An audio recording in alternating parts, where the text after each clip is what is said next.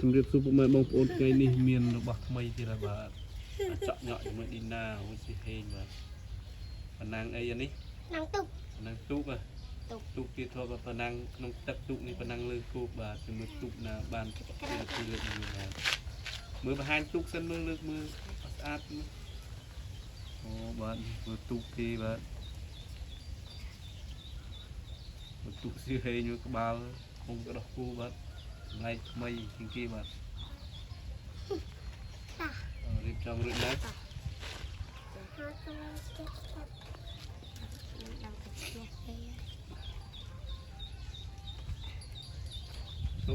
ជប់ចាំរាប់សិនដាក់ទឹមគ្នាចាំរាប់ដល់3ចាំប្រឡែងអស់គ្នាឬទេ1ហេរៀងនេះ3មកមួយមិនប្រឡែងមកអង្គគេ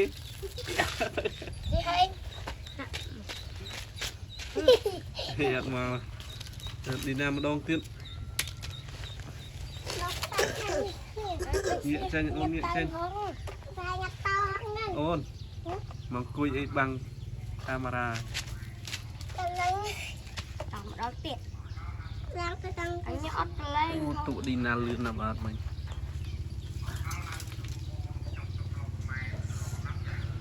ប្រឡែងតាណាគ្នាណា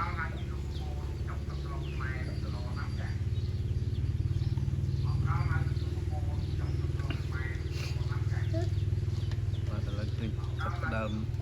អ្វីទាំងហើទៀតបាទ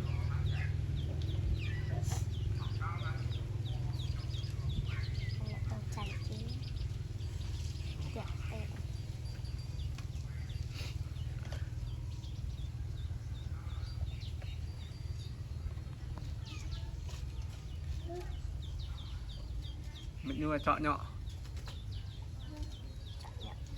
ទៅចេញគេចော့ញក់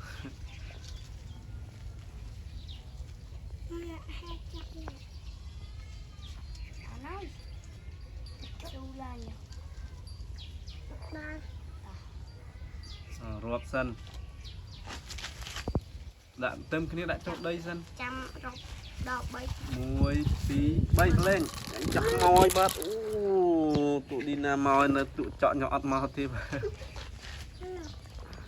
ទចាំមកទីណានៅទូហេញចាស់មកទីម្ដងទៀតដាក់ទីចេញខ្លះអញទៅកញ្ញក់ដងស្នោចេញទៅបំលឺលក់ឃើញស្នោតែម្ដងទៀតមើលអានេះណាដាក់ទូអីម្ដងទៀតមើល